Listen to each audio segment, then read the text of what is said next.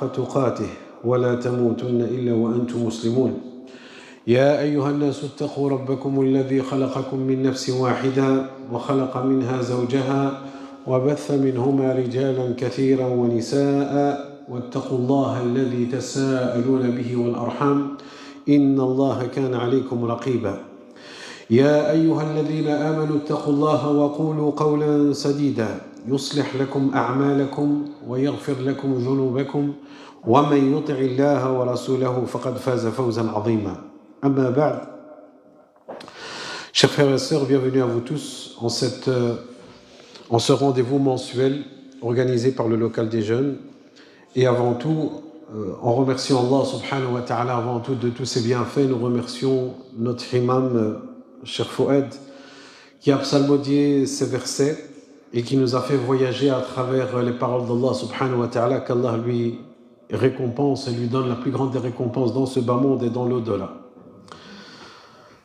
فبهذه المحاضرة الفرنسية الشهرية بعد شكر الله سبحانه وتعالى نشكر أخونا وشيخنا وإمامنا السي فؤاد على هذه القراءة الطيبة العطرة المباركة. أسأل الله سبحانه وتعالى أن يجازي خير الجزاء وأن يبارك الله عز وجل في صحته وفي والديه وأن يحفظه من كل شر ومكروه آمين ورب العالمين. Par la grâce d'Allah subhanahu wa ta'ala, vous avez pu le constater qu'à travers notre titre de notre intervention d'aujourd'hui, nous allons parler de ce qu'on pourrait parler et pas le traduire et le laisser dans sa terminologie arabe qui est la fitna. La fitna, vous l'avez vu en français, nous allons expliquer qu'en est-il. Et c'est un sujet d'actualité dans le sens où nous le vivons tous autant que nous sommes. Et c'est pour dire que ce n'est pas uniquement un passage de notre vie. Nous allons voir que c'est beaucoup plus vaste, que c'est la vie dans sa globalité. Et avant tout, donc, de rentrer dans le vif du sujet, nous allons expliquer qu'est-ce que veut dire ce terme en arabe, la fitna. Et j'ai fait exprès, justement, de le prononcer en arabe, même dans le titre de la conférence, parce que c'est un terme qui est connu, même chez les non-arabophones. Et c'est Allah subhanahu wa ta'ala aussi qui décrit ce terme-là dans le Saint-Coran. La fitna, qu'on pourrait traduire par l'épreuve, par l'examen, aussi par un malheur.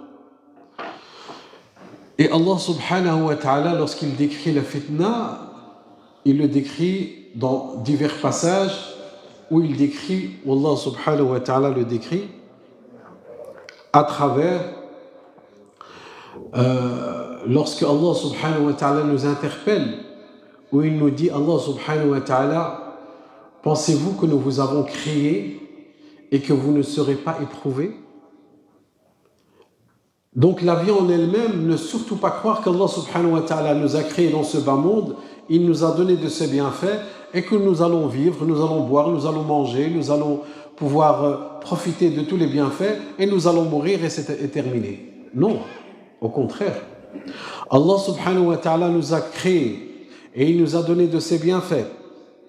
Et Allah subhanahu wa ta'ala nous donne des moments de nos vies comme ils sont tristes et comme ils sont heureux à travers des situations diverses et entre autres, il va nous éprouver. Il va nous éprouver des épreuves de la vie. Et ces épreuves de la vie, c'est à nous de les surmonter. C'est à nous de les surmonter et de voir comment réagir face à ces épreuves-là. Et c'est surtout ça que nous allons essayer de traiter aujourd'hui par la volonté d'Allah subhanahu wa ta'ala. Parce que nous sommes tous confrontés à des épreuves. Que ce soit sur notre propre personne, des épreuves sur notre religion, des épreuves sur notre propre personne, nous l'avons dit, et aussi des épreuves que nous pouvons voir ailleurs.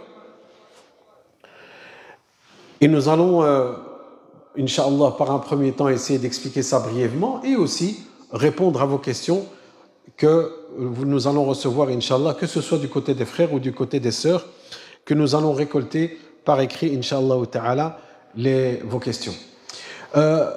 Comme nous l'avons bien dit, lorsque Allah subhanahu wa ta'ala nous interpelle, à travers ces épreuves, Allah subhanahu wa ta'ala dit dans Surat al-Mulk, لِنَبْلُوَكُمْ أَيُّكُمْ أَحْسَنُ عَمَلًا, afin de vous éprouver.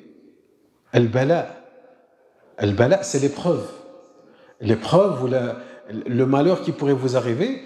Et vous, par rapport à cette épreuve, par rapport à ce malheur, comment vous allez réagir? Quelle est l'action que vous allez dire? Est-ce que vous allez répondre directement au tac au tac, dire « Pourquoi moi? Pourquoi Dieu a choisi moi et pas les autres? Pourquoi il m'est arrivé ce malheur? Pourquoi moi j'ai pas et les autres ont ?» Ça, c'est une réaction qui pourrait être... C'est pas la meilleure et c'est pas la réaction du croyant, certes, mais elle existe. Et c'est là qu'on va voir que lorsqu'on parle d'épreuve, directement, il y a le mot qui vient ensuite, c'est la patience. Parce que lorsque tu es éprouvé, directement, il y a la patience qui doit suivre. Et là, le prophète, alayhi salatu wassalam, lorsqu'on va voir, lorsqu'il a rencontré, il est passé devant le cimetière et il a trouvé une femme au chevet d'une tombe. Et c'est la tombe de son enfant qui est décédé. Et il était dans tous ses états. Vous pensez bien, une mère, comment elle réagit face à la perte de son propre enfant. Et là, le prophète, sallallahu alayhi wa sallam, il s'est approché d'elle, et elle ne savait pas que c'était le prophète, alayhi salatu wassalam. Elle a crié sur lui. Elle lui a dit, va-t'en, laisse-moi tranquille, tu ne sais pas. Parce que lui, il a voulu la consoler. Il lui a dit, patiente. Il lui a dit, patiente. Comment on pourrait réconforter quelqu'un qui perd un être très cher? Et là, il lui a dit, la femme dit au prophète, alayhi salatu wassalam, elle ne sait pas que c'est le prophète, alayhi salatu wassalam, elle lui dit, va-t'en, laisse-moi, tu ne sais pas par quoi je suis éprouvé à l'instant. Tu ne peux pas ressentir ce que je ressens. Et là, le prophète, sallallahu alayhi wa sallam, il l'a laissé, parce qu'elle était dans tous ses états. Elle était sous l'émotion, et il l'a laissé, sallallahu alayhi wa sallam. Et les gens, par la suite, lui ont annoncé, lui ont dit, tu sais, cette personne avec qui tu as parlé de cette manière-là, c'était le prophète, alayhi salatu wa sallam. Et cette femme encourut à la demeure du prophète, sallallahu alayhi wa sallam, et devant la porte du prophète, sallallahu alayhi wa sallam, il y a toujours des gardes. Toujours des compagnons qui vont surveiller pour éviter que les gens ne puissent le perturber dans un moment d'intimité ou bien dans un moment privé ou bien peut-être qu'il est déjà occupé avec quelqu'un. Et à ce moment-là où cette femme va se présenter, il n'y a personne. Donc elle a la possibilité de pouvoir rentrer et de parler directement au prophète alayhi salatu wassalam. Elle rentre au prophète alayhi salatu wassalam et lui dit, Ya Rasulallah, je ne savais pas que c'était toi. Excuse-moi, pardonne-moi, je ne savais pas que c'était toi. Lorsque tu es venu me parler, j'étais dans un état et je ne savais pas que c'était toi. Qu'est-ce qu'il lui a répondu le prophète alayhi salatu wassalam? As-sabru 'inda as-sadmati al-ula. Et lui dit, la patience, c'est lors des premiers instants. Tu veux patienter face à cette épreuve? Eh bien, c'est surtout lors des premiers moments, lorsque l'émotion est là, lorsque les nerfs sont là, lorsque tu es énervé, lorsque tu es dans tous tes états, tu as envie de crier, tu as envie de pleurer, tu as envie de faire n'importe quoi parfois. Eh bien, c'est à ce moment-là qu'il faut patienter. Comme l'a dit le prophète alayhi salatu wassalam. Al-fitna, l'imtihan, l'examen, l'épreuve, le malheur qui peut arriver. Quelle est la plus grande épreuve qu'une personne pourrait avoir? Alors l'autre va dire, oui, moi si je suis éprouvé sur mes parents, ça c'est la plus grande des épreuves. Si je perds mes parents, ou bien ma mère, ou bien mon père. L'autre il va dire, mais la plus grande de mes épreuves c'est sur mes enfants. Mes enfants, c'est la plus grande, c'est le bonheur, c'est les perles de ma vie. Si je perds mes enfants, je pète un câble. L'autre il va te dire, écoute, moi, la plus grande épreuve, ce serait toute ma vie j'ai travaillé et ma richesse. Si je perds ma richesse, rien ne va plus. Chacun il va te dire ce qu'il a. Alors que subhanallah, lorsqu'on va voir la réponse, quelle est la plus grande épreuve qu'un croyant pourrait avoir? Elle est autre. La plus grande épreuve du croyant, vous savez c'est quoi? C'est lorsqu'il sera éprouvé dans sa religion, dans sa foi. Lorsque tu seras éprouvé dans ta foi, alors que tu as la croyance et la foi dans ton cœur, tu crois en Allah subhanahu wa ta'ala seul, subhanahu wa ta'ala, tu as l'aqida, la conviction ferme que Allah Azza wa Jalla est unique dans ton cœur et tu l'adores lui uniquement, subhanahu wa ta'ala, et que le prophète sallallahu alayhi wa sallam est son messager, et tu pries tes 5 prières par jour, et tu jeûnes ton mois de Ramadan, et tu t'acquittes de la zakat, et tu accomplis le pèlerinage, si tu en as les moyens, et tu commences à dévier du droit chemin. Soit il t'arrive un malheur, certaines personnes, lorsqu'il leur arrive un malheur, ils s'éloignent du droit chemin. Contrairement à d'autres, ils vont se rapprocher du droit chemin. Ou bien d'autres, ils vont commencer à avoir des épreuves dans la compréhension de la religion. Ça aussi, c'est une épreuve, ça aussi, c'est une fitna. En croyant justement que ça fait partie de la religion et que ce ne l'est pas. Et on va commencer à amener des innovations, ou bien on va amener des interprétations autres que celles qui sont vraies. Ce qu'on appelle les shubuhat. Et aussi, al-shahawat, c'est suivre les passions, c'est-à-dire carrément s'éloigner du droit chemin. Et s'éloigner du droit chemin jusqu'à arriver à cette ligne qui passe de ce croyant qui s'est levé le matin et qui était croyant, et le soir, il n'est plus croyant. Et ça, c'est la plus grande des épreuves. C'est que Allah Azza wa Jal va t'éprouver dans ta foi, dans ta religion. Qu'Allah Azza wa Jal nous épargne de cette épreuve. Et subhanallah, le prophète alayhi salatu wassalam, il dit, le cœur du croyant est entre les doigts de Rahman, du miséricordieux subhanahu wa ta'ala. Bayna asabi' ar-Rahman yuqallibuha kayfa yasha.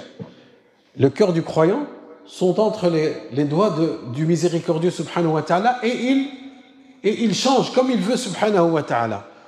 Tu es matin, tu es un croyant, venu le soir, tu n'es plus croyant.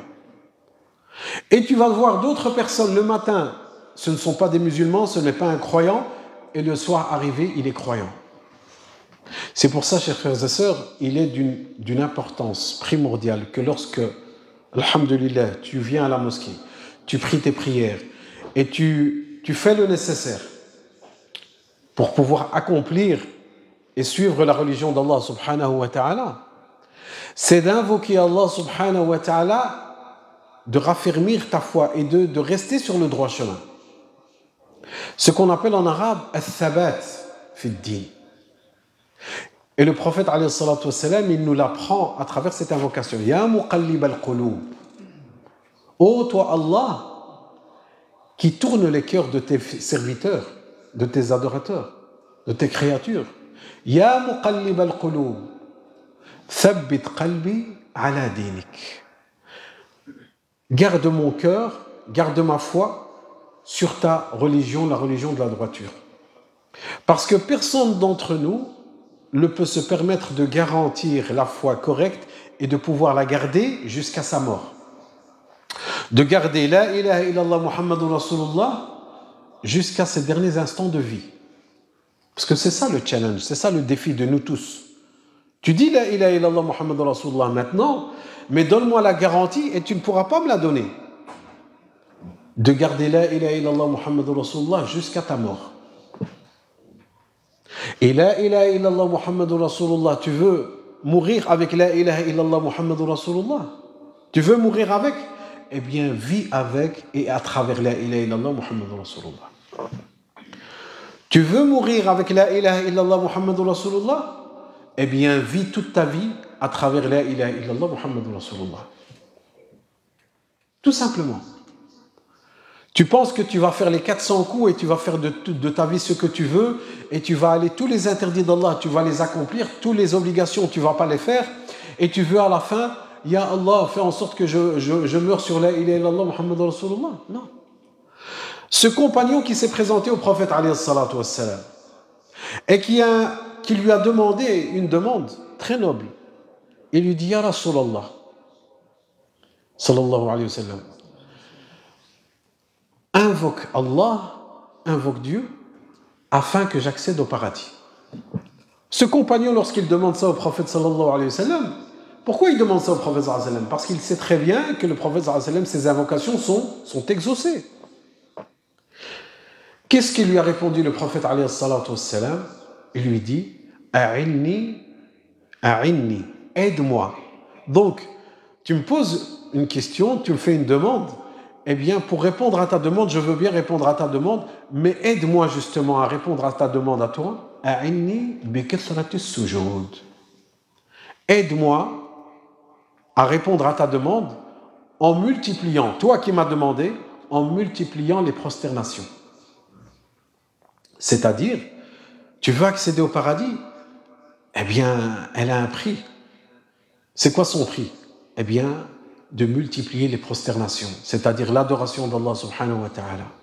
Parce que la prosternation, lorsqu'on va voir le prophète sallallahu alayhi wa sallam, qu'est-ce qu'il nous dit dans un autre hadith? Aqrabu ma yakunu al-'abdu min rabbih. La position ou le moment où tu seras le plus proche de ton Seigneur, c'est quand? C'est lorsque tu seras en prosternation. Et c'est quand que tu seras en prosternation? Lorsque tu es dans la prière. Donc de multiplier les prières afin de multiplier les moments où tu te retrouveras le plus proche de ton Seigneur subhanahu wa ta'ala. Et lorsque tu te retrouveras le plus proche de ton Seigneur subhanahu wa ta'ala, ben lis dans le Coran, qu'est-ce qu'il te dit subhanahu wa ta'ala? Ud'uni astajib lakum. Invoquez-moi et je vous répondrai. Hal min sa'ilin. Est-ce qu'il y a quelqu'un qui va demander, qui a une demande de mes serviteurs afin que je réponde à sa demande? Demandez, je vous donnerai ce que vous demanderez. Invoquez et je répondrai favorablement à vos invocations. Allah subhanahu wa ta'ala, il nous donne l'examen, il nous donne la question et il nous donne la réponse en même temps. Si tu vas rentrer en salle d'examen, le professeur il ne va pas te donner de réponse. Il va dire tu dois répondre, débrouille-toi. Ce que tu as étudié, tu la mets sur la feuille. Tu ne sais pas répondre, je ne sais rien te faire. Là, Allah Azza wa Jal, il nous donne une feuille d'examen, il nous donne une épreuve et il nous donne la réponse. Il te dit voilà la réponse et c'est ça que tu dois répondre sur ta feuille d'examen. Eh bien, notre feuille d'examen, c'est notre vie de tous les jours. Et Allah subhanahu wa ta'ala, il nous explique bien le chemin pour réussir l'examen. Et les réponses, elles sont là devant nous. Et c'est à nous qu'on a ce choix justement de pouvoir suivre et de prendre nos positions. وَمَنْ شَاءَ فَلْيُؤْمِنْ وَمَنْ شَاءَ فَلْيَكْفُرْ هَذَا صِرَاطُ الْمُسْتَقِيمِ. Que celui qui veut croire, qui veut suivre le chemin de la droiture, eh bien qu'il le suive. Allah subhanahu wa ta'ala nous le dit. Et que celui qui veut ne pas croire, s'éloigner du chemin de la droiture, eh bien qu'il le suive aussi. Ceci est le droit chemin. C'est toi qui prends la décision, c'est toi qui vas choisir. Et c'est pour ça que dans la religion, dans l'islam, ce n'est pas une religion où on va t'imposer. Et le prophète, alayhi salatu wassalam, alors qu'il est le prophète, alayhi salatu wassalam, Allah subhanahu wa ta'ala l'interpelle et lui dit Lesta alayhim bimusaytir. Que tu ne vas pas imposer ta religion aux autres. Non. Tu vas transmettre la religion. Tu vas expliquer la religion. Et les gens auront le choix de choisir. Et c'est ça, cette liberté de religion, cette liberté de culte que nous profitons tous les jours. Et pour revenir à notre sujet de l'épreuve, on a dit l'épreuve sur notre propre personne, c'est laquelle la plus importante? C'est sur ta foi. Donc, toujours mettre en priorité ta religion, ta foi et ta valeur. Une personne, si elle perd un match, elle est dans tous ses états. Qu'est-ce qui s'est passé? Oui, j'ai mon club préféré, il a perdu. Il pleure, il est en dépression, il ne parle plus à personne, il ne répond plus au téléphone, il ne mange plus. Qu'est-ce qui se passe? Il y a quelle abaisse? Ouais, ils ont raté, on a perdu. On n'a pas eu la Liga, on n'a pas eu le football, on n'a pas gagné. Et après? Oui, c'est triste, c'est dommage, mais après? Quand tu vois certaines personnes, lorsqu'ils sont dans tous leurs états, ils disent oui, j'ai un problème familial ou autre. Et alors? Qu'est-ce qui se passe? On va trouver une solution, on va essayer de discuter, on va essayer de négocier, on va essayer de s'asseoir autour d'une table. Et on va trouver une solution, Inch'Allah ta'ala. Qu'est-ce qui se passe? Et là, c'est qui va nous donner une leçon à nous tous? C'est une femme. Quelle est cette femme? Qui est cette femme?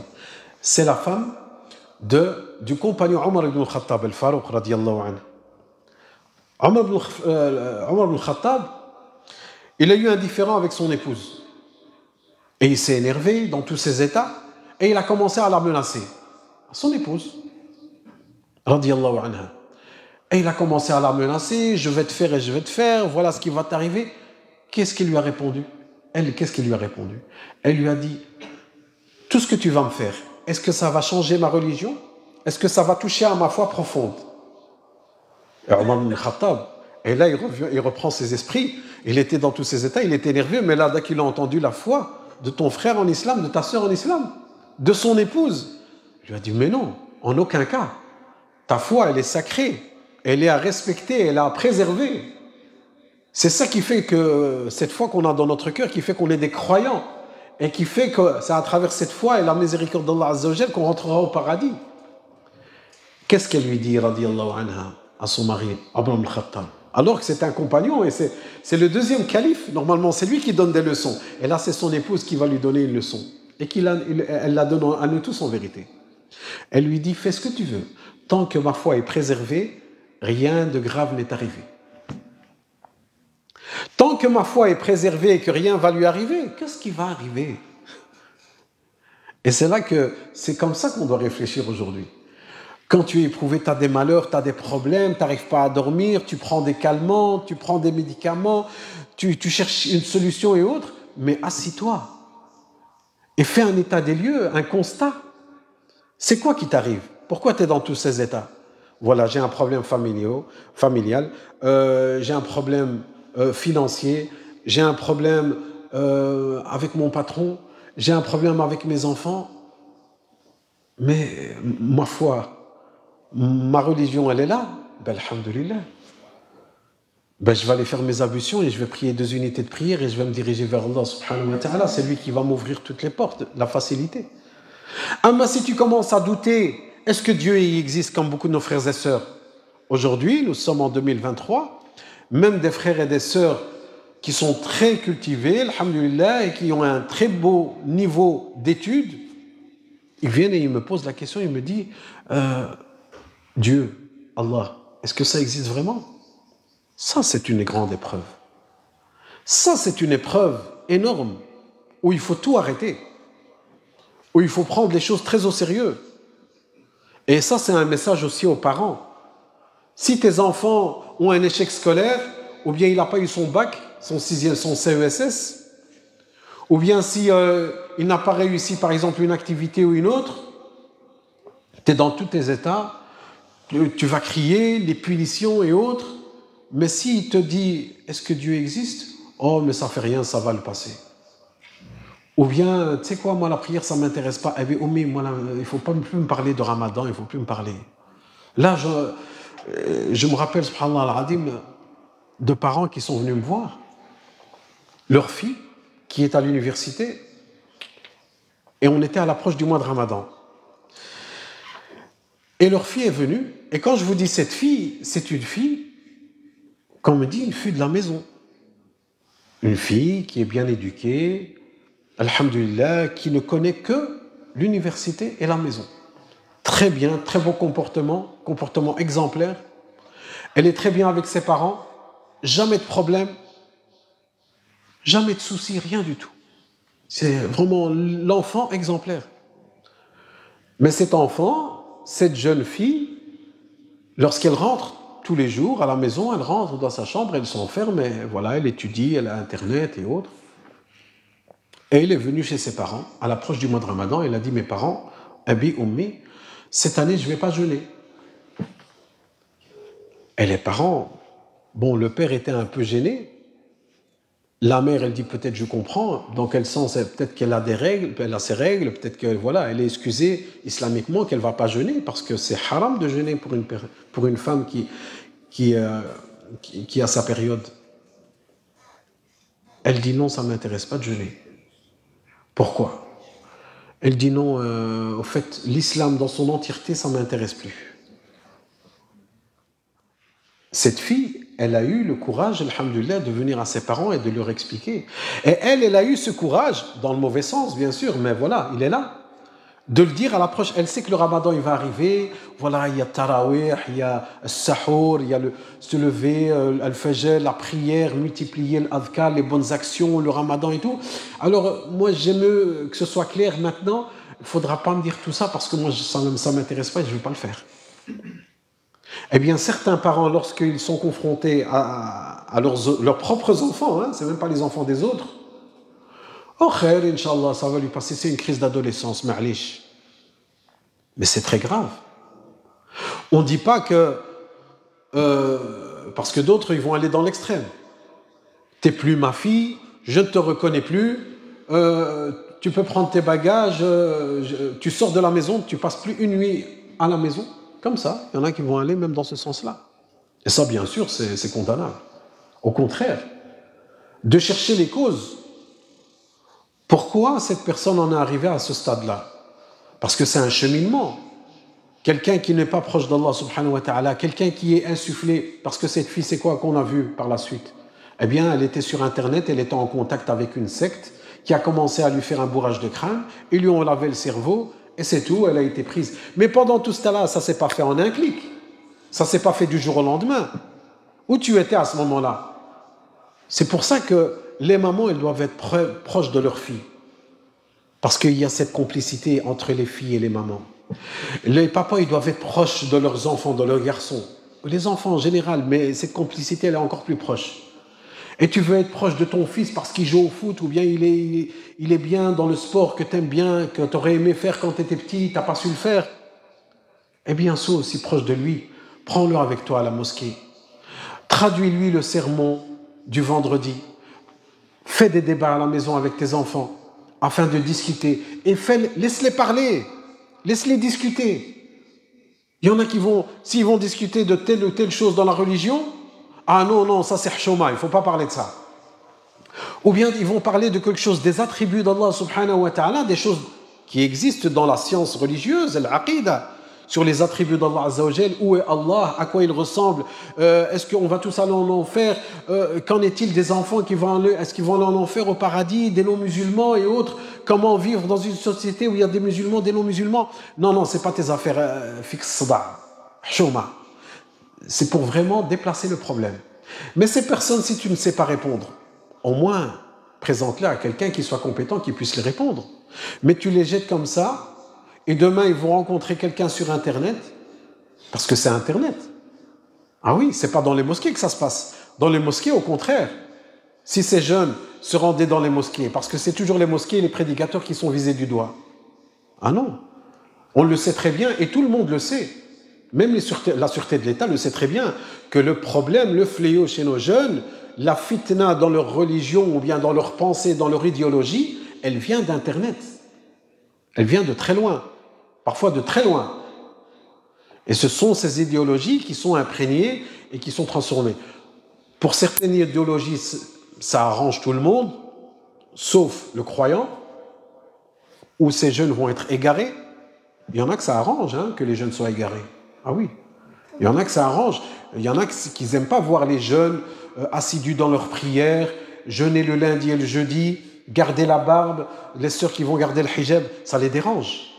Alors que c'est une liberté, c'est un droit fondamental, même au niveau des lois civiles. Eh bien, il faut préserver nos valeurs, notre religion, chez nous et chez nos enfants, chez nos proches. Lorsque on entend innama amwalukum, Allah subhanahu wa ta'ala dit amwalukum wa awladukum fitna fahdharuhum. Allah subhanahu wa ta'ala nous interpelle dans un autre verset que vos biens et vos enfants sont des épreuves. Faites attention, mais il met en garde, Allah azza wa jalla nous met en garde contre nos propres biens, même s'ils sont halal, on ne parle pas de haram. Le haram, c'est haram. Ton rizq, tes biens, ton argent que tu as dans ta poche, que tu as gagné de la sueur de ton front, c'est une épreuve pour toi. Tes propres enfants, ils sont de ton sang, ce sont des épreuves. Et dans un autre verset, il dit, ce sont des ennemis. Aduwwun lakum fahdharuhum. Faites attention. Attention, ce sont des ennemis. Comment ça? Mes propres enfants, des ennemis? Mais quelle est cette religion qui appelle à ses propres enfants? Oui, mais c'est quoi l'interprétation des versets? Il faut comprendre. Quand on dit premièrement que c'est une fitna, que c'est une épreuve, nos propres enfants et nos biens, eh bien, gagner de l'argent. Comment faire pour préserver son argent de tout haram? Tu es commerçant, tu dis, moi je suis un commerçant, je suis un bonhomme, je veux gagner de la sueur de mon front. Eh bien, certaines personnes, lorsqu'ils vont commencer à faire des transactions de vente et achat, les commerçants, ils vont rencontrer des situations où il y aura un plus grand gain à gagner, mais c'est quoi qui leur est demandé? De faire du haram. Tu veux vendre cette voiture à un bon prix? Eh bien, trafique le compteur. Trafique le compteur. Est-ce que c'est halal ou c'est haram? C'est haram. Man ghasha falaysa minna. Le professeur Hassan a dit, celui qui triche ne fait pas partie de nous. C'est tricher, trafiquer le compteur. Ah oui, si tu mets 5000 km, c'est une nouvelle voiture, alors qu'elle a 50 000 au compteur. Oui, mais si tu le fais, il n'y a pas de problème, personne ne va le voir et tu vas gagner beaucoup d'argent. C'est une épreuve. Est-ce que tu vas résister à cela? Le fait de vendre une marchandise qui est fausse, où il y a de la tricherie dedans, personne ne va le voir. Personne n'est au courant. Ou bien c'est de la marchandise volée, personne n'est au courant. Ah oui, mais il y a beaucoup d'argent à gagner. Eh bien, c'est une épreuve. Est-ce que tu vas résister à cela? Tes enfants, une épreuve? Ben oui. Combien de fois, en tant que parent, tes enfants viennent à toi et ils te demandent quelque chose? Ou bien tu es confronté dans une situation où tes propres enfants vont être dans une situation et cette situation dans laquelle ils seront, elle est illicite en islam. Qu'est-ce qu'on entend? Surtout la mère, qui est douce, qui est miséricordieuse envers ses enfants. Cette affection profonde d'une mère envers son fils ou bien sa fille. Qu'est-ce qu'elle va dire? Eh bien, ça fait. Laisse-la. Laisse-la. Sa'atu lillah. Ça fait rien, laisse-la. Rien que cette fois-ci. On va répondre à sa demande. Mais c'est haram. Et ouais, ça fait rien. Khir, Inch'Allah, Allah, il est pardonneur. Pourquoi cette maman, est-ce qu'elle ne craint pas Allah Azza wa Jal? Vous pensez que cette maman, lorsqu'elle dit ça, elle veut aller à l'encontre, elle veut commettre les interdits d'Allah? Pas du tout. C'est son affection qui a pris le dessus. C'est son amour pour ses enfants qui a pris le dessus sur l'amour d'Allah et de son prophète. Donc c'est une épreuve, tes enfants. Lorsque tu veux. C'est pour ça que Omar ibn Khattab, lorsqu'il était chez le prophète, alayhi salatu wassalam, il dit, Ya Rasulallah, je t'aime plus que toute autre personne au monde. Tu es la personne la plus aimée au monde, avant ma propre personne. Je t'aime plus que mes propres enfants, mes parents, ma femme, mais ma propre personne, nafsi, je l'aime avant tout. Et là, le professeur Hassan dit, là, ya Omar. Il dit non, ya Omar. C'est pas comme ça, c'est pas la foi du croyant. Regardez, il va le corriger, le professeur Hassan. Il lui dit, c'est pas comme ça que tu dois croire.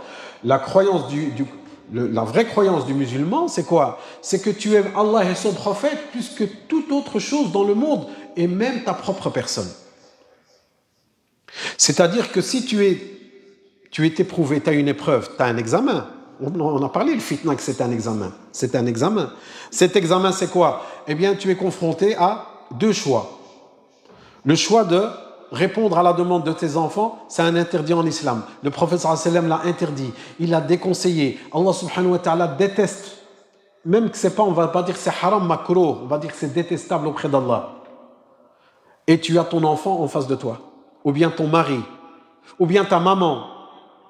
Ou bien ton papa. Qui te demande de faire cela. C'est qui que tu vas choisir? Si ton amour pour tes enfants est beaucoup plus grand, eh bien tu vas répondre à leur demande.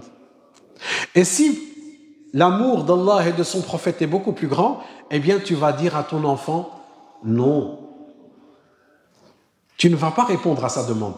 Il dit oui, mais subhanallah, vous n'avez pas un cœur, regardez comment il est en train de pleurer et tout, vous n'allez pas le laisser rien que pour cette fois-ci? Non, parce que Allah et son prophète ont une plus grande place dans mon cœur que mon propre fils.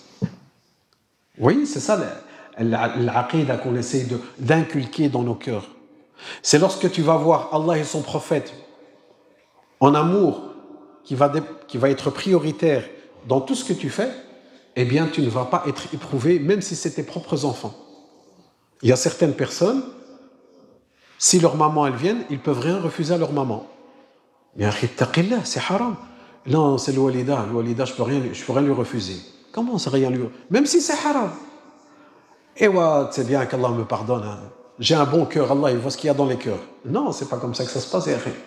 Même si tu as un bon cœur, ton bon cœur il devrait te diriger vers le halal et t'éloigner du haram.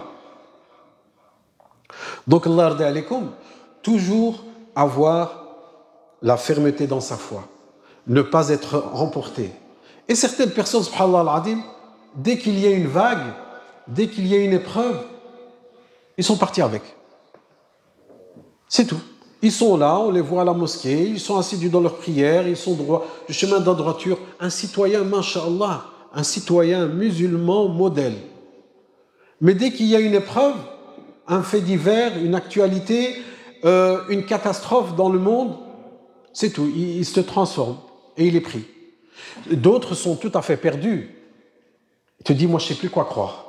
Celui-là il dit, ça c'est le haqq, ça c'est le batil, ça c'est la vérité. L'autre il dit, c'est un mensonge. Moi je ne sais plus quoi croire, je ne sais plus quoi suivre. Il y en a qui démissionnent, ils disent, je ne suis plus rien.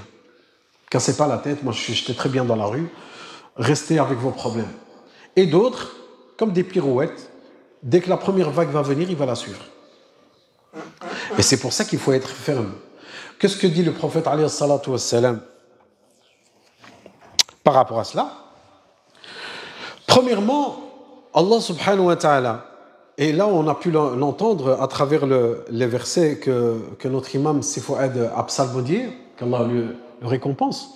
In ja'akum fasiqun binaba'in. S'il y a une information qui vous arrive, mais cette information elle vient de qui? D'une personne qui n'est pas correcte. Al-fasiq, c'est quelqu'un qui est pervers, quelqu'un qui n'est pas droit. Et il vous apporte une information. Tu vas la prendre content? Quelqu'un, tu le connais, il est que dans le mensonge. Ou bien il ne prie même pas. Il est malhonnête. Et il t'amène une information, tu la prends content et c'est tout. Tu la prends et tu la transmets. Non. Qu'est-ce que Allah Azza wa Jalla dit? In ja'akum fasiqun binaba'in fatabayyanu. Il faut amener des preuves. Il faut suivre justement cette information, est-ce qu'elle est correcte ou non, afin de prouver est-ce qu'elle est réelle ou non. Et ensuite, lorsque tu as la certitude qu'elle est réelle, qu'elle est vraie, alors là, tu peux te permettre de la suivre ou bien de la transmettre. Et aujourd'hui, qu'est-ce qui se passe? On vous apporte une information, qu'il soit musulman ou non, et vous la prenez content. Mais c'est pas possible. Tu me dis qu'un tel il a volé, ou bien qu'un tel il a menti. A'oudhu billah. Non, c'est tout, celui-là j'arrête de parler avec lui. Ou bien j'arrête de le fréquenter. Cette sœur elle fait telle chose, je m'éloigne d'elle. Comment tu peux te permettre comme ça directement, du tac au tac, de juger la personne par rapport à l'information qui t'est donnée? Tu peux faire un travail d'investigation si ça vaut la peine. Si ça ne vaut pas la peine, pourquoi je dis ça ne vaut pas la peine? Pourquoi? Parce que peut-être que cette information qui t'est parvenue, tu es très loin de ces gens-là. Tu n'as rien à voir avec eux. Et tu ne veux même pas entendre cela. Mais si tu es concerné et que ça fait partie de ta vie de tous les jours, eh bien, il t'est d'un devoir de chercher, d'avoir ce travail d'investigation. Est-ce que ceci est réel ou non? Et tu vas voir, subhanallah al-adim, dès que tu vas commencer à poser les questions, tu vas déranger. Moi, à plusieurs reprises, il y a des gens qui viennent chez moi, ils me disent « Akhi Youssef, ittaqillah, tu es responsable, toi tu fais des doros et tout, tu dois nihi an munkar, ce qui se passe là, c'est des gens, c'est des voleurs, tu dois t'éloigner, tu dois plus rester avec eux. » Je dis « A'udhu billah, moi je reste avec des voleurs, c'est pas correct ça. Ah non, ça c'est haram. » Il me dit « Quoi, t'es pas au courant ?» Ben non, si j'étais au courant, moi je fréquente des personnes honnêtes. Et au contraire, si c'est des voleurs, il faut les conseiller, il faut les rappeler à l'ordre, il faut lui dire taqillah. Je lui dis, mais attends, maintenant que tu viens de me le dire, ça va pas se passer comme ça. Viens, on va aller chez eux et on va voir qu'en est-il. On va voir la vérité. Ah non, ça m'intéresse pas. Non, moi je t'ai dit ça. Tu sais quoi, oublie ce que je t'ai dit. Directement, on me fait ça. À plusieurs reprises. Subhanallah. Donc tu veux pas la vérité. Tu veux simplement parler. Tu veux simplement accuser. Parce que tu sais très bien que si on va jusqu'au fond de l'histoire, on va trouver la vérité. Elle est tout à fait le contraire de ce que tu viens de dire. Mais toi, tu es bien accuser les gens et dire un tel est un tel et rester dans ton confort, dans ta bulle. Là, c'est à toi de craindre Allah subhanahu wa ta'ala. C'est à toi de craindre Allah subhanahu wa ta'ala et de craindre et de rappeler de tout ce que tu diras sur les gens, tu seras questionné. Et que c'est des hasanat que si tu en as, tu devras les remettre à cette personne-là parce que tu as été injuste envers elle. Donc de se remettre en question. Et lorsqu'une information m'est venue, mais si directement tu vas te mettre dans tous tes états. Tu la prends, tu l'étudies, tu regardes est-ce qu'il y a des preuves, est-ce que c'est réel, et après tu vas réagir. Pas directement, tu vas commencer à aller dans tous les sens. Donc comment, face aussi à des problèmes de la vie de tous les jours, tu vois le journal, tu allumes la télé. Il y en a, subhanallah al-adim, tout ce qu'ils voient à la télé, c'est content. Ils voient tu ouvres le Coran, tu lis les versets du Coran, amantu billah. Eh bien lui, il regarde la télé, amantu bit-tilfaz. Yani tout ce qu'il y a dans la télé, je prends content, comme il prend du Saint-Coran. Subhanallah. Yani après tout ce qu'on a pu voir, tout ce qu'on a pu déceler comme fausse information qui est je ne dis pas que c'est tous des menteurs, mais avec l'expérience qu'on a eue, on a pu constater qu'il y a beaucoup de fausses informations. Parfois, elles sont volontaires et parfois, elles ne le sont pas. C'est par une erreur, ça reste des êtres humains. Mais on va commencer à remettre en question la droiture de nos frères, on va remettre en question, et je ne parle pas entre musulmans uniquement, même si ce n'est pas un non-musulman, il ne nous est pas autorisé d'être injuste envers les non-musulmans. Donc la vérité, elle doit être là, elle doit être dite, et elle doit prendre le dessus de toute chose. Le but ici de l'intervention, c'est que cette fitna qui est à travers tout, et là je vois déjà des questions, avec des mots-clés, que si vous la tapez sur Internet, il y a des signaux rouges qui vont s'allumer. Et c'est surtout ça le but, c'est de pouvoir répondre aux questions de nos frères et sœurs. Parce que lorsqu'elles posent toutes ces questions qui sont envoyées sur Internet, parfois on n'a pas le temps de les traiter. Et c'est à travers justement ces conférences mensuelles de pouvoir répondre à la demande. C'est une réponse à une demande, qu'on soit bien clair.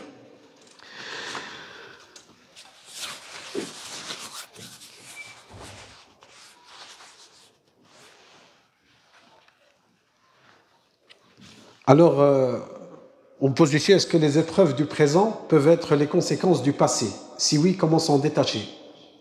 Oui, il est possible que tu aies commis des actes, tu as été injuste, et Allah Azza wa Jal, il va t'éprouver. Allah Azza wa Jal peut t'éprouver, peut te punir. Parce que l'iqab, la punition, elle peut être fi dunya qabla al-akhirah. Imagine, tu as un mauvais comportement envers tes parents. Et ta maman, elle est dans tous ces états, elle fait des invocations contre toi. Tu crois que ces invocations qui sont contre toi, elles vont passer comme ça? Incognito? L'invocation des parents est exaucée. Et lorsque Allah subhanahu wa ta'ala va exaucer cette invocation, c'est pour ça que le prophète sallallahu alayhi wa sallam, il appelle aux parents de ne pas invoquer contre leurs propres enfants. Parce que la maman, qu'est-ce qu'elle dit? Elle dit, oui, moi, j'ai même invoqué Dieu pour que Allah il donne la mort à mon fils ou à ma fille. Mais j'étais sous le feu de la colère et Allah Azza wa Jal, il ne va pas exaucer. Qui te l'a dit? Il ne t'est pas permis d'invoquer contre tes propres enfants, que ce soit la mort, la maladie, ou bien toute autre chose. Tes enfants t'énervent, tu veux faire des invocations? Fais des invocations qu'Allah les guide. Leur guidance, c'est ta réussite à toi en tant que parent. Et donc, on a dit, les enfants en eux-mêmes, c'est une épreuve. Et si c'était aussi facile, eh bien, tout le monde aurait des enfants. Il y a certaines personnes qui disent que ouais, moi, je ne veux pas avoir beaucoup d'enfants. Pourquoi? Parce que ce n'est pas évident, ce n'est pas facile. Mais pourquoi? Il y a une grande récompense à la fin. Si tes enfants sont pieux et que tu arrives à les éduquer, alhamdoulilah, suivant le Coran et la Sunna authentique du prophète, alayhi salatu wassalam, tu seras dans ta tombe, waladun salihun yad'u lak. Cet enfant pieux qui invoquera pour toi. Eh bien, c'est là que tu vas gagner, alors que tu es dans ta tombe. Mais si tu dis non, moi ça ne m'intéresse pas, c'est trop de problèmes, trop de machaquer les enfants, eh bien, tu n'auras personne, peut-être, pour invoquer pour toi. Qu'Allah nous préserve. Donc, tu peux, à travers une mauvaise action, à travers une injustice, Allah Azza wa Jal, il peut t'éprouver. Et comment, justement, te détacher de cette épreuve, l'istighfar, demander pardon à Allah subhanahu wa ta'ala, faire tawbah de tes péchés. C'est pour ça qu'il faut se remettre en question. Tu vois, si t'arrive des malheurs, si t'arrive des malheurs, des choses qui ne sont pas bien dans ta vie, remets-toi en question et dis, Agi, qu'est-ce que j'ai fait? Comme cette expression qu'on voit souvent, même dans les médias, mais qu'est-ce que j'ai fait au bon Dieu? C'est pas Allah Azza wa Jal que tu as fait, c'est à ta propre personne que tu as été injuste envers toi-même. Amma Allah Azza wa Jal, il n'a pas besoin de toi. Même si tu commets des péchés jour et nuit, Allah Azza wa Jal, il ne lui arrivera rien du tout, subhanahu wa ta'ala. Qu'est-ce que tu t'es fait à toi? Oui, pose-toi cette question. Mais qu'est-ce que j'ai fait comme bêtise? Et tu te remets. Al-muhasaba, tu hasib nafsak. Tu te poses des questions et c'est une remise en question tous les soirs avant de dormir. Est-ce que j'ai été injuste envers quelqu'un? Est-ce que j'ai commis une erreur? Est-ce que Et tu te purifies et tu verras qu'Allah subhanahu wa ta'ala va te raffermir dans ta situation et va te faciliter. Une autre question. Ma hukm man lahu abna aw az-zawja wa la tusalli wa la tuti'hu. Allahu musta'an. Elle a été écrite en arabe, mais dans tous les cas, une personne pose la question et dit que faire face à une situation pareille? Ça, c'est le papa qui parle donc, sa femme, son épouse et ses enfants. Ils ne prient pas et ils ne suivent pas ses instructions, ils ne suivent pas ses ordres. Que faire? Là, répondre comme ça directement, que faire? Cette famille, elle a un passé, elle a une vie. Lorsque ce frère qui a cette épouse et ses enfants, ben, il s'est marié. De quelle manière tu as rencontré ta femme? Lorsque tu as rencontré ta femme, est-ce que tous les deux vous priez? Est-ce que tous les deux vous étiez dans le chemin de la droiture? Parce que c'est ça qui se passe dans la plupart des cas. C'est que lorsque les genoux, les tourtereaux, ils sont ensemble, ils se marièrent et ont eu beaucoup d'enfants, ils sont heureux, ils ne prient pas de hijab, pas de prière, pas de ramadan, et après avec le mariage, alhamdoulilah, petit à petit le cheminement, on voit le mari qui commence à prier, ou bien c'est l'épouse qui commence à prier, mais pas nécessairement l'autre. Le cheminement, il ne se fait pas en phase, ensemble. Et après 5 ans, après 10 ans, le frère ou bien la sœur, le papa ou la maman, eh bien, il est dans le chemin de la droiture et l'autre, il est encore dans son état primaire qu'il était au début. Et il n'arrive plus à s'entendre. C'est pour ça qu'il faut sonner la sonnette d'alarme dès le début. Et qu'il faut le cheminement, il doit être ensemble. Son épouse, et ton épouse, le fait qu'elle ne prie pas et les enfants s'y prient pas, il faut voir déjà depuis quand. Est-ce qu'ils ne savent pas prier? Est-ce que c'est à cause d'une baisse de la foi? Est-ce qu'ils prient de temps en temps? Quelle est ta relation que tu as avec ton épouse? Est-ce que ton épouse, elle te voit comme un barbu qui rentre à Salat el-Fajr et qui prie ses 5 prières, mais qui rentre à la maison, il fait que crier et il est toujours grincheux et elle voit l'islam à travers toi comme noir? Bien sûr qu'elle ne va pas être encouragée à prier. Bien sûr que les enfants vont voir l'islam comme quelque chose qui correspond à ce qu'ils voient à la télé, tout simplement. Ah ouais, mais ça correspond tout à fait. Donc c'est la brutalité, le terrorisme, vraiment les intégristes. C'est ça que je ressens chez moi à la maison. C'est ça que certains enfants disent, c'est ça que je ressens chez mes parents. Et c'est pas ça que l'islam, c'est pas ça que le prophète sallallahu alayhi wa sallam nous a enseigné. Donc il faut faire à Akhil Karim, celui qui a posé la question, un travail de fond. Et il faut discuter avec l'épouse. Il faut faire des choses ensemble. Lorsque tu vas prier, ou bien tu vas jeûner, c'est très bien, alhamdoulilah, mais pourquoi tu le fais pas ensemble? Pourquoi on dit, par exemple, toi, tu es un papa, mashallah, tu viens, tu pries le Jumu'ah, ou bien tu assistes à des conférences, c'est très bien, mais tes enfants, ils n'ont rien à voir. Le Jumu'ah, tu l'entends, il y a un discours d'une demi-heure qui est donné, tu arrives chez toi à la maison, est-ce qu'il y a à manger? Mais viens transmettre ce que tu as appris. Parle avec tes enfants, avec ton épouse. Tu n'es pas parti à la mosquée, eh bien tu sais, l'imam aujourd'hui, il a parlé de ça et de ça et de ça. Et tu vas partager et tu vas pouvoir évoluer avec ton épouse et avec tes enfants. Vous êtes dans la même bulle, dans la même planète. C'est pas toi, tu es à l'ouest. Et parfois, d'autres situations, là c'est le père, c'est le mari qui parle.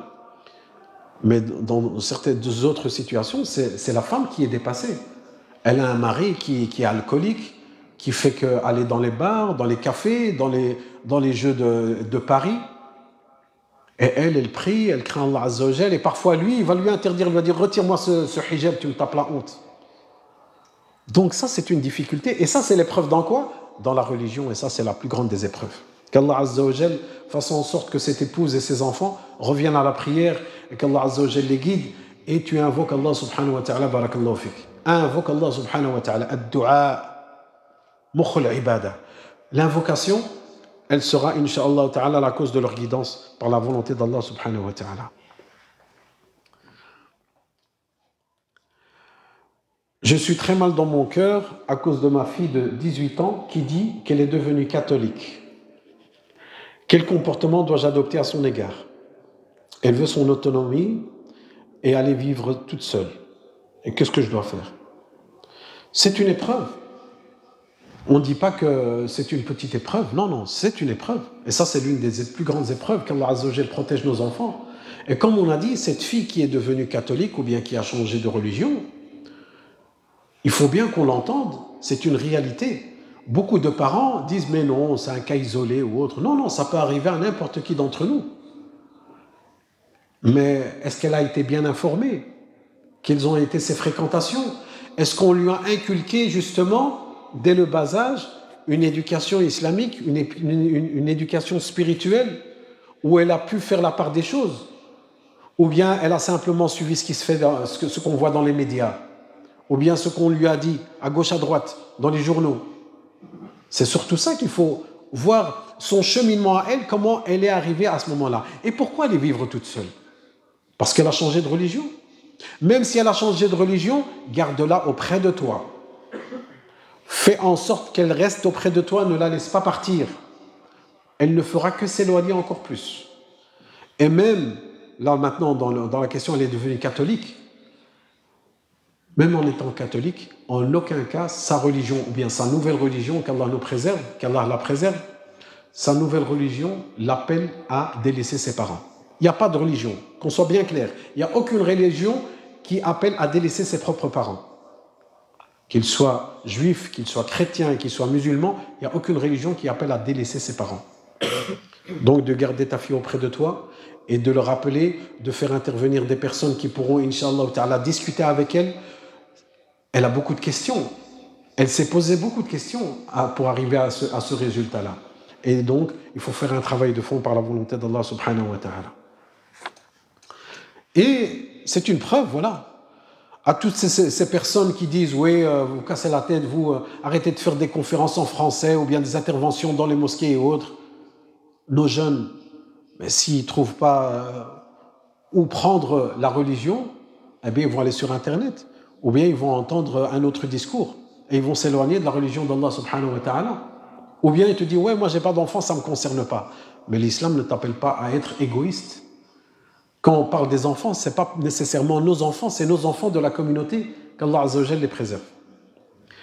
J'aimerais me rapprocher d'Allah Azza wa Jal, mais je retombe toujours dans mes travers, c'est-à-dire dans cette situation, je n'arrive pas à être à la hauteur. Donc, comment faire? Il faut persévérer. Une personne, lorsqu'elle veut changer, la première fois, ça va être difficile, tu vas retomber. Comme quelqu'un, il était alcoolique. Il disait, je veux absolument arrêter de boire l'alcool et autres, c'est tout, je vais arrêter. Et il retombe. Eh bien, si tu retombes, il va dire, ouais, tu sais quoi, tu dis que tu arrêtes de boire et tu sais quoi, reste là-bas. Non, il ne faut jamais dire ça. S'il va revenir, incha'Allah ta'ala, qu'Allah Azza wa Jal le raffermisse dans sa foi et il va rester sur le droit chemin. Et si ce n'est pas la première fois, ce sera la deuxième fois. Si ce n'est pas la deuxième fois, ce sera la troisième fois. Et il va revenir par la volonté d'Allah Azza wa Jal. Comme disent les anciens, Ils disent laisse-le. Il sait très bien où est la vérité. Il va tourner, il va revenir. Combien de nos frères et sœurs, je vous assure, combien de nos frères et sœurs, ils étaient dans la perdition. Ils étaient même des islamophobes, des musulmans islamophobes. Vous imaginez? Et lorsqu'ils ont eu une situation, une épreuve, ou bien ils ont grandi, ils ont eu un déclic, ils sont revenus vers le chemin de la droiture, vers la nature primaire. Innaka la tahdi man ahbabt, tu ne guides pas qui tu veux. C'est Allah Azza wa Jal qui guide qui veut par sa volonté subhanahu wa ta'ala.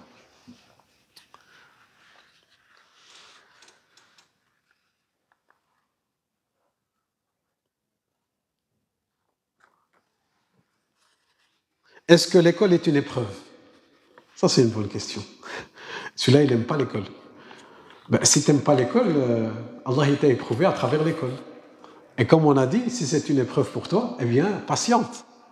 Patiente et persévère. Et regarde le résultat. Tu vous dis, ouais, mais ça ne sert à rien, moi j'ai un frère ou bien j'ai mon oncle, il n'a jamais été à l'école et c'est lui qui est le plus riche dans la famille. Tu crois que tu vas à l'école pour devenir riche? Qui t'a dit ça? Qui t'a menti? Non. Tu vas à l'école pour grandir, pour apprendre à grandir, pour t'instruire, pour avoir la connaissance. Même ceux qui veulent apprendre la religion, je les invite à rester à l'école. Parce que tous ceux qui vont rester à l'école, ils auront un niveau. Ils auront leur CESS. Leur CESS, c'est un niveau que tu pourras accéder à l'université, à des universités islamiques. Ou bien même, parce que maintenant tout est académique. N'importe quelle étude que tu veux faire, ils vont dire quel niveau d'études vous avez, monsieur? Oh, moi, en deuxième secondaire, j'ai arrêté, voilà. Et après, ils vont te dire, vous devez passer un jury central. Ou bien, non, vous ne pouvez pas faire ces études, vous allez faire une formation. Et tu vas tourner, tu vas revenir aux études. Donc, tes études, c'est la réussite. Patiente. Shaitan, il va te dire, c'est impossible et tout. Patiente. La patience, barakallahu fikum. Au moins, atteignez la 6e secondaire, le CESS. En France, c'est le bac. Le bac, tu vas dire aux études, tu vas dire Bismillah. Tu vois les CESS, quand tu l'as, là tu vas dire les études, Bismillah, tu vas commencer. Comment ça? J'ai 6 ans de primaire, 6 ans de secondaire. Oui, parce que toute ta vie, tu apprends. Et par la grâce d'Allah subhanahu wa ta'ala, c'est à travers cet apprentissage et ces connaissances que tu vas pouvoir donner, Inch'Allah, à ton tour par la suite. Sans pour autant être professeur ou enseignant, à tes enfants, à ta famille, à tes proches, à ceux que tu aimes. Que faut-il mettre en place pour acquérir de la patience face aux épreuves de la vie? Eh bien, déjà la volonté. Pour justement surmonter ces épreuves, il faut la volonté. Si tu n'as pas de volonté, ça n'ira jamais. Et lorsque tu auras cette volonté, tu places ta confiance en Allah subhanahu wa ta'ala. Al-isti'ana billah subhanahu wa ta'ala. At-tawakkul ala Allah. Tu places ta confiance en Allah subhanahu wa ta'ala. Et tu invoques Allah subhanahu wa ta'ala. L'invocation. Tu places ta confiance en Allah subhanahu wa ta'ala. Tu te diriges vers Allah subhanahu wa ta'ala et tu demandes à Allah azza wa jal de surmonter cette épreuve. Et le prophète sallallahu alayhi wa sallam, à plusieurs moments, et là on revient à la biographie du prophète sallallahu alayhi wa sallam, à combien de fois il était éprouvé, alors que c'est le prophète sallallahu alayhi wa sallam. Ceux qui sont le plus éprouvés dans le monde, c'est qui? Ce sont les prophètes et les messagers. Pourquoi? Parce que ce sont les plus aimés auprès d'Allah azza wa jal. Eh bien, ils invoquaient Allah subhanahu wa ta'ala de « Ya Allah, aide-moi à surmonter cette épreuve ». Alors que c'est lui qui te l'a donné. Et Allah azza wa jal va t'aider à surmonter cette même épreuve que Allah azza wa jal, il veut de voir en toi ta réussite.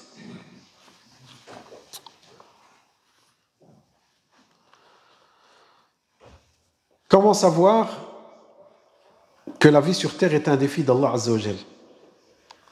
Allah azza wa jal le dit dans le Saint-Coran. Linabluwakum ayyukum ahsanu amala. Allah azza wa jal, il t'a créé pourquoi? Pour manger et boire? Non, pour l'adorer. Wama khalaqtul jinna wal ins illa liya'budun. Je n'ai certes créé les hommes et les djinns que pour qu'ils m'adorent. Et adorer Allah azza wa jal de quelle manière? Manger et boire et prier? Non. C'est les va-et-vient de la vie. C'est les épreuves de la vie. comment tu vas les surmonter. Tu as des moments de joie, tu as des moments de peine. Regarde, subhanallah al-adim, celui-là qui a un examen et il passe des nuits blanches et il en tombe malade et c'est difficile et autres. Mais après, quand il réussit, il est content, il fait la fête, il invite ses amis, il fait des photos, il va même faire un voyage avec ses amis parce qu'il a réussi, il a pris son diplôme. Mais par quoi il est passé? En restant au lit en train de dormir? Non. Il a pu surmonter cette épreuve. Eh bien, cette épreuve de la vie, il faut la surmonter. Et tu verras qu'à la suite, ce sera la réussite. La réussite, c'est quoi? Soit dans ce bas monde, tu verras les résultats, ou bien dans l'au-delà, le paradis éternel. Et ça, c'est la meilleure des réussites, qu'Allah nous l'accorde tous. Mon adolescent a délaissé la prière depuis quelque temps. Je ne cesse de lui faire des rappels et à chaque fois, il me répond « Maman, j'y arrive plus. J'aimerais bien, mais j'arrive plus. » Donc, à faire la prière. Comment faire dans ce cas pour le ramener à la prière? Non, vous êtes perdu. Cette maman qui est perdue, vous n'avez pas à être perdu. Au contraire, vous êtes dans le bon. Parce que vous avez ce rôle justement de rappeler votre enfant. Et il vous en remerciera plus tard. Combien d'enfants, ils viennent, des adolescents, ils viennent chez nous, ils disent « Moi, c'est la faute de mes parents. C'est eux qui ne m'ont pas rappelé à l'ordre. Moi, j'avais la tête, quand j'étais plus petit, j'avais la tête ailleurs, et ils ne m'ont jamais dit « Taqillah » ou bien « Fais la prière » et autres. Ils n'arrivent pas. « Al-musabara, isbiru wa sabiru » Le prophète sallallahu alayhi wa sallam, lorsqu'il nous recommande justement d'inculquer la prière en bas âge à nos enfants, dès 7 ans, à 7 ans, tu vas inculquer la prière à ton enfant. Est-ce qu'il est pubère? Est-ce qu'il est responsable? Non. À 10 ans, est-ce qu'il est pubère? Est-ce qu'il est responsable? Non. Et même comme ça, le prophète sallallahu alayhi wa sallam, il nous appelle à inculquer la prière à nos enfants dès 7 ans. Pourquoi? Comme ça, il va s'habituer. Il a 7 ans, il a 10 ans, laisse-le jouer. Il va se prosterner, il aime bien se coucher, lui. Quand tu vas te prosterner de sujoud, lui, il va venir, il va se coucher. Il va peut-être même sauter. Est-ce qu'on est mieux que le prophète sallallahu alayhi wa sallam? A'udhu billah. Le prophète sallallahu alayhi wa sallam, il est en prosternation, ses petits-enfants, Al-Hassan ou Al-Hussein, ils viennent jouer sur lui. Même qu'à un moment donné, il est resté longtemps en état de prosternation. Le prophète sallallahu alayhi wa sallam est resté longtemps en état de prosternation. Pourquoi? Parce qu'il avait ses petits-enfants sur son dos. Et il avait peur de les faire tomber. Même les compagnons se sont posé des questions pendant la prière. Est-ce qu'il est arrivé quelque chose au prophète sallallahu alayhi wa sallam? Regardez le prophète sallallahu alayhi wa sallam, cette affection et ce rapport avec les enfants. Nous, si l'enfant il vient sur la tête, on va le prendre par la tête ou bien par les jambes ou par n'importe où de ses membres, on va le jeter. Pourquoi? Parce que je suis en prière. Non, c'est pas comme ça. Le Dieu, Allah que tu es en train de prier, le miséricordieux, sois miséricordieux envers cet enfant qui est venu. Il ne sait pas. Il joue. Lorsqu'on est en train de prier et que les enfants sont en train de jouer derrière, on a un rôle d'éducation. On a un rôle de les surveiller et de les rappeler à l'ordre, mais en aucun cas d'être brutal envers eux, ou bien de les frapper, ou bien d'être tout sauf gentil, ou bien de les rappeler. Et c'est comme ça qu'on va faire aimer la mosquée et aimer la prière à nos enfants. Donc, cette maman qui pose la question, continuez et persévérez. Et si votre enfant vous le dit clairement que c'est difficile, qu'il n'y arrive pas, c'est qu'il y a du bien en lui. Et qu'Allah subhanahu wa ta'ala fasse que son cœur va s'ouvrir à la prière. Et Inch'Allah ta'ala, c'est une éducation à long terme. Il va avoir aujourd'hui du mal, il va avoir moins de mal demain, dans une semaine, dans un mois. Et quand vous dites qu'il est perdu, mais on n'est pas mort. C'est comme si c'est tout. J'ai fait ce que j'avais à faire, c'est terminé. L'histoire, elle est terminée. L'histoire, elle est terminée quand tu seras dans ta tombe. C'est ça l'histoire. Ton histoire, ou bien ton parcours, il y en a qui croient que leurs enfants, on doit les éduquer, que lorsqu'ils vont grandir, ils sont pubères, et bien c'est tout. Non, même s'il est grand, tu peux encore l'éduquer, tu peux encore le rappeler à l'ordre. Même quand il est marié, tu peux encore le rappeler à l'ordre. Même s'il est marié, il a des enfants, tu peux encore le rappeler à l'ordre. C'est ton enfant. Il dit oui, moi, il s'est marié, il ne me casse pas la tête, j'ai rien à voir avec elle ou bien j'ai rien à voir avec lui. Ben non. C'est vrai qu'il est responsable de ses actes, mais on peut être, en tant que parent, avoir justement ce rôle de conseil. An-nasiha. Le conseil. Le prophète sallallahu alayhi wa sallam nous appelle, nous encourage à nous conseiller mutuellement et il nous dit qu'il n'y a aucun bien dans la communauté. La khayr fi qawmin. Il n'y a aucun bien dans une communauté qui ne se conseille pas mutuellement et qui n'accepte pas le conseil. Ça, c'est entre nous. Que dire le rapport entre les parents et les enfants? Donc le conseil, il est là, et ça jusqu'à la mort. Et qu'Allah subhanahu wa ta'ala fasse que votre fils, Inch'Allah ta'ala, revienne à la prière, et par la volonté d'Allah Azza wa Jal, il reviendra à la prière. Combien de nos enfants, de nos jeunes, de nos adolescents n'ont jamais prié, ils ne priaient pas, ils tenaient les murs. Et là, ils sont là avec nous dans les premiers rangs de la mosquée. Je vous assure, que ce soit du côté des frères ou du côté des sœurs, ne désespérez pas et ne suivez pas ce qu'on dit toujours dans les journaux, que cette jeunesse, c'est une jeunesse délinquance, qu'il n'y a que de la débauche. Wallah, il y a un khair dans la communauté, vous ne pouvez pas vous imaginer. Mais ça, on ne va jamais le mettre en lumière. On ne va jamais le mettre en avant. On va toujours montrer le mauvais côté. On va toujours montrer les petits exemples, les mauvais exemples. Et par contre, ceux qui sont dans le chemin de la droiture et qui sont corrects et autres, là, on ne va jamais parler de qu'Allah Azza wa Jal nous guide. Comment faire pour guider son enfant de 20 ans qui n'a encore jamais prié? Eh bien, il n'est jamais trop tard. On dit oui, il a 20 ans, c'est trop tard, laisse tomber. Non, pourquoi quelqu'un qui se convertit à l'islam et qui commence à prier à 40 ans ou à 50 ans, qu'est-ce que tu vas lui dire? Donc c'est une nouvelle vie, tu vas lui inculquer, il va fréquenter des jeunes de son âge, il va inculquer des cours d'initiation à l'islam, une formation. Alhamdoulilah, il y a des instituts en ligne. Quand ton fils de 20 ans a un problème de mathématiques et que ton professeur à l'école dit, écoutez, votre enfant, il a un vrai problème en mathématiques, je ne sais rien lui faire en classe. Qu'est-ce que tu vas faire? Tu vas aller sur Internet, je cherche un professeur privé de mathématiques.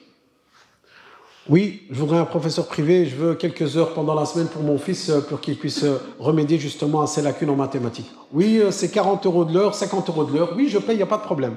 Subhanallah, cette démarche, on le fait pour les mathématiques. Pourquoi on ne le fait pas pour la religion? Ah, monsieur Al-Fqih, il va t'apprendre la prière. C'est son rôle, hein, c'est l'imam, il va t'apprendre. Hein. Il est payé pour ça. Ah bon? C'est toi qui le payes? C'est l'ouvrier de service? Au moins, aie cette décence de reconnaître.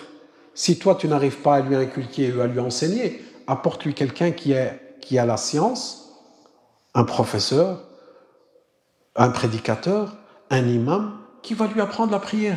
La prière, elle s'apprend en combien de temps? En une semaine, tous les jours, et c'est tout, il pourra prier tout seul. C'est une question de volonté. Et bien sûr, Inch'Allah ta'ala, il faut du temps. Il n'y a pas de baguette magique comme ça, tu viens, tu crois que ton fils, il ne prie pas, il va prier, ploum, directement, tu vas à la mosquée, tu as prié, ah, tu as entendu la conférence et tout, et le lendemain, il commence à prier. Non. Ou tu sais quoi, va faire une umrah avec lui, et Inch'Allah, dès que tu vas revenir, tu seras transformé. C'est possible, j'en ai déjà vu. Mais ce n'est pas toujours le cas. Parfois, il faut du temps, et il faut laisser le temps, et il ne faut pas être dans la précipitation. Et nous aussi, il nous faut du temps pour l'accepter aussi. Peut-on venir à la mosquée pour écouter une conférence, même quand on a ses règles? Mais justement, c'est que dans la mosquée, alhamdoulilah, une personne, par exemple qui est indisposée, la mosquée, il y a la salle de prière, mais il y a aussi des salles. Il y a des salles qui sont disponibles dans la mosquée. Alhamdoulilah, les micros sont transmises dans les salles et elles sont disponibles, alhamdoulilah. Donc tout le monde est le bienvenu, walillahi alhamd.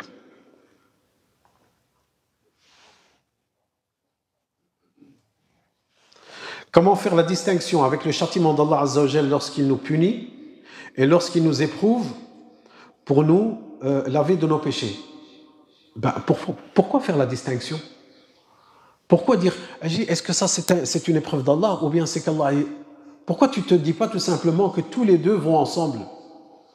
Que peut-être que j'ai commis des péchés et j'ai commis une erreur, et c'est un châtiment d'Allah, Allah il me punit dans ce bas monde, et j'en suis content. Pourquoi? Parce que si tu avais le choix, imagine tu as le choix, on te dit, écoute, tu veux prendre ta punition, fais de dunya, ou bien dans l'au-delà, fais l'akhira.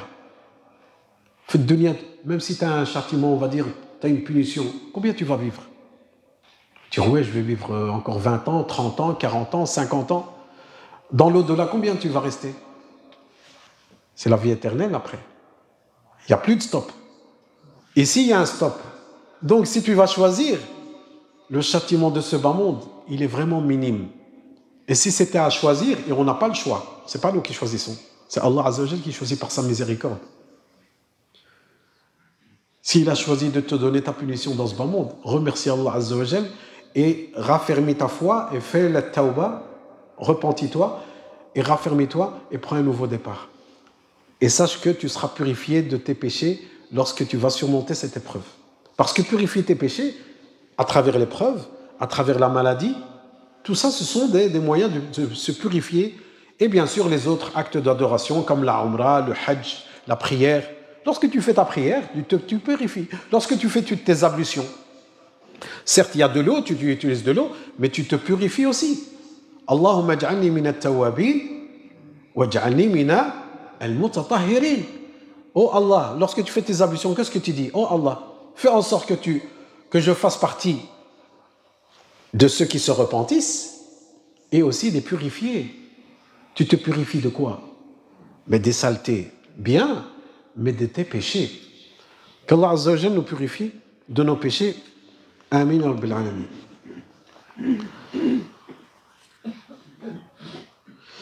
Est-ce une épreuve de ne pas être dans un pays musulman? Si oui, serons-nous récompensés?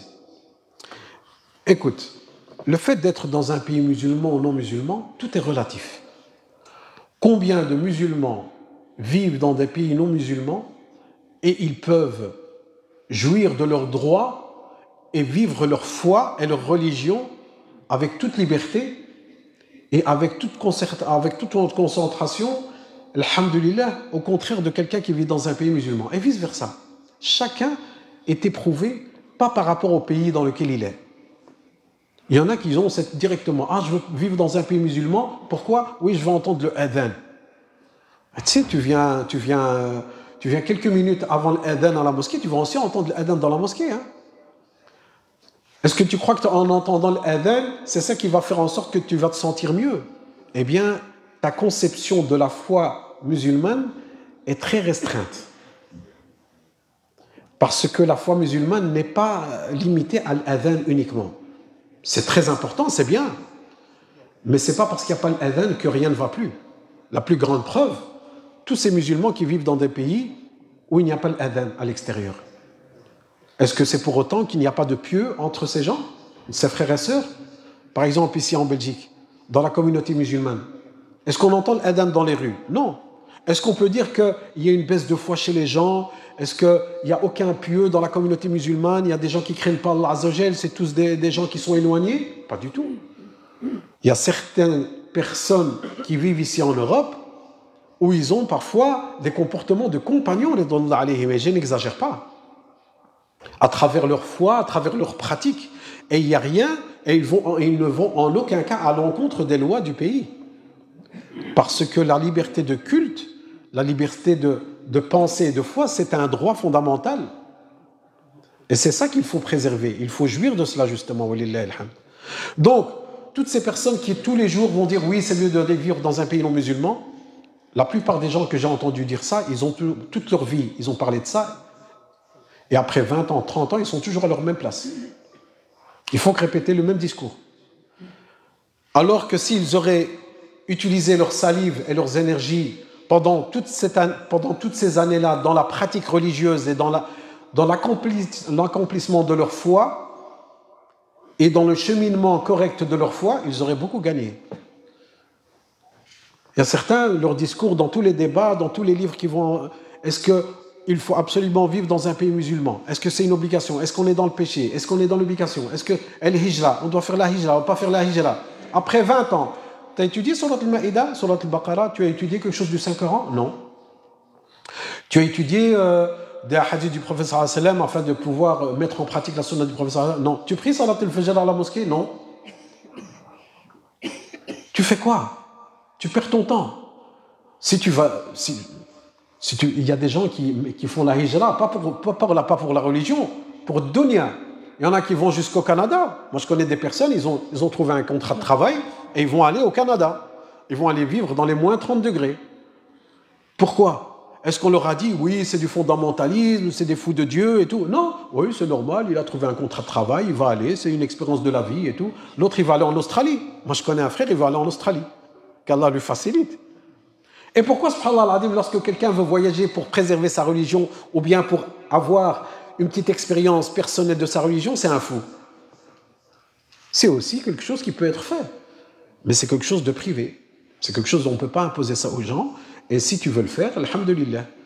Mais dans tous les cas, dire que toutes les personnes qui vivent dans un pays non musulman, ils sont dans le péché, ah non, non, ça, je ne suis pas d'accord. Parce que tu es un citoyen, il y en a, la plupart d'entre nous, on est né ici, on a grandi ici. Et alhamdulillah, on peut vivre notre foi. Et ça, par la grâce d'Allah subhanahu wa ta'ala, jusqu'à preuve du contraire, il n'y a personne qui t'a empêché de venir prier le Fajr, ou bien de prier à la mosquée, ou bien de participer à, par exemple, cette conférence. Et pour autant, et la pire des choses qui pourrait arriver, la pire des choses, c'est ce que j'ai déjà vu de mes propres yeux, c'est que tu n'habites pas à Bruxelles, ou bien à Tanger, ou bien à Nouakchott, ou bien à New York. Tu habites à Mecca. Tu habites à Mecca, et il y a l'adhan de l'Fajr, hayya ala as-salah, hayya ala al-falah, as-salatu khayrun min an-nawm, et tu es dans ton lit et tu dors. Qu'est-ce que tu vas répondre de ça? Tu es à Mecca. Tu vois, si tu sors, tu vas aller prier, tu vas prier à Masjid al-Haram, 100 000 prières. Al-Kaaba, yani la Qibla, tu vois, toute la direction, le monde entier se dirige. Eh bien, toi, tu es à quelques mètres ou quelques kilomètres de la Kaaba, de la Sainte Mosquée, 100 000 prières pour une prière, et tu es dans ton lit et tu dors. Comment tu vas répondre à ça? On voit toujours dans le sens inverse. Donc, de faire attention où on est et d'être à la hauteur, à l'endroit où on sera, Inch'Allah ta'ala. Et combien de gens, alhamdoulilah, par la grâce de tous ces fidèles, de tous ces beaux visages et ces belles paroles, les gens ont trouvé la guidance, walillahi alhamd.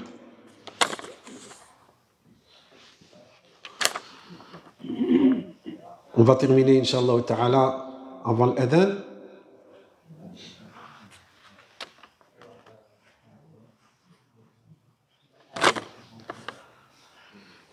Il y a une sœur qui vit une dépression, elle ne trouve ni le sommeil ni la paix. Elle est mariée à un homme non musulman, elle a une fille, mais elle est dans l'angoisse, dans le stress, elle ne sait pas mettre ses mots à son mal. Je lui conseille de se connecter à Allah Azza wa Jal, de s'adresser à lui pour qu'il la guide, mais cela ne prend pas. Bon, cette sœur, elle dit qu'elle est... Donc c'est une sœur qui est mariée, son mari n'est pas musulman, elle a un enfant avec lui, elle se sent mal. Elle n'arrive pas justement à sortir de cette angoisse, de ce stress permanent, et c'est tout à fait normal. Parce que si cette sœur est croyante, elle a la foi dans son cœur, ben elle ne va pas être à l'aise. Ben justement, c'est que, imagine ton mari. Là maintenant on dit que le mari n'est pas musulman et autres. Imagine que ton mari est musulman, et que ton mari te frappe. Il te frappe tous les jours. Et il est violent envers toi. Et il est agressif lorsqu'il te parle. Il ne subvient pas à tes besoins. Est-ce que tu vas poser la question? Non, tu vas dire qu'il y a un danger. Là, je ne dis pas que peut-être ton mari, il n'est pas musulman, peut-être c'est une bonne personne. Si vous vous êtes mariés, c'est que c'est une personne qui est correcte, qui est bien. Je ne parle pas de ça. Je dis simplement que toi, dans ton intérieur, dans ta propre personne, tu n'es pas bien. Et ça, il faut y remédier à travers des psychologues, à travers des personnes qui sont dans le social. Est-ce que tu as une bonne relation avec ton époux? Est-ce que tu as une bonne relation avec toi-même? Est-ce que ce n'est pas ce choix de vie que tu as choisi qui a fait en sorte que tu es dans cette situation-là? Donc ce n'est pas quelque chose à prendre à la légère. Et certes, il faut se remettre à Allah Azza wa Jal. Certes, il faut faire des invocations, mais je pense que cette personne, parce que la sœur qui a posé la question pour cette sœur, au contraire, si vous la connaissez, prenez-la main dans la main et prenez-la auprès d'une psychologue afin qu'elle puisse, Inch'Allah ta'ala, extérioriser tout son mal-être et de trouver des solutions concrètes.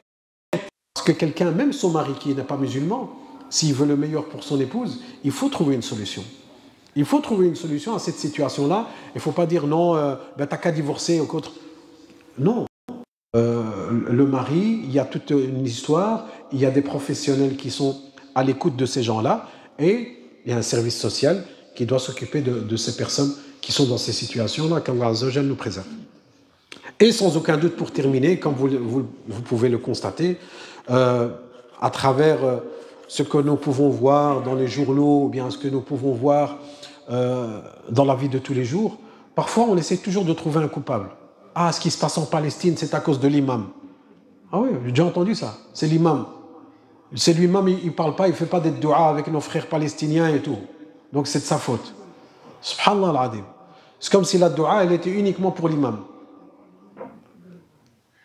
Toi, qu'est-ce que tu as fait? Qu'est-ce que tu as invoqué? Est-ce que tu t'es levé la nuit et tu as fait des invocations sincères pour nos frères et sœurs qui sont là-bas? Ou bien pour tous les opprimés du monde? Est-ce que tu as été en sorte, tu as fait en sorte, tu as pris des décisions, tu as pris des résolutions pour essayer de raffermir ta foi et d'ouvrir tes yeux et de ne pas suivre justement au premier venu?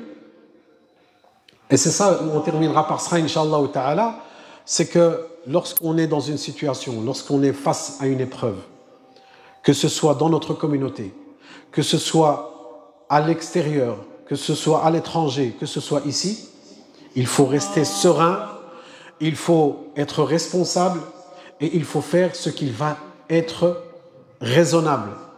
Et il faut faire ce qui va pouvoir être utile. Parce qu'il y a des gens qui aiment bien parler pour rien dire. Ça sert à quoi de parler? Ou bien de crier, ou bien d'appeler au scandale, ou bien de dire non, celui-là il m'a fait, ou bien celui-là il m'a volé, ou bien non, c'est à cause de lui, oui, c'est à cause de nos frères. C'est quoi le résultat final? Nous, on veut le résultat. On veut un résultat, on veut changer. Donc l'essentiel est, tout le monde sait ce qu'il faut faire. Tout le monde sait ce qu'il faut faire et c'est une responsabilité à nous tous. Et c'est pour ça que nous implorons qu'Allah subhanahu wa ta'ala raffermisse nos cœurs et nous guide. أسأل الله سبحانه وتعالى أن يهدينا وأن يهدي شباب إلى الإسلام وأن يردهم إلى الإسلام ردا جميلا وأن يثبتهم في دينهم. أسأل الله لهم الثبات أسأل الله لهم الثبات أسأل الله لهم الثبات. يا مقلب القلوب ثبت قلوبنا على دينك يا مقلب القلوب ثبت قلوبنا على طاعتك. أسألك الله بأسمائك الحسنى وصفاتك العلى أن تحفظنا أجمعين.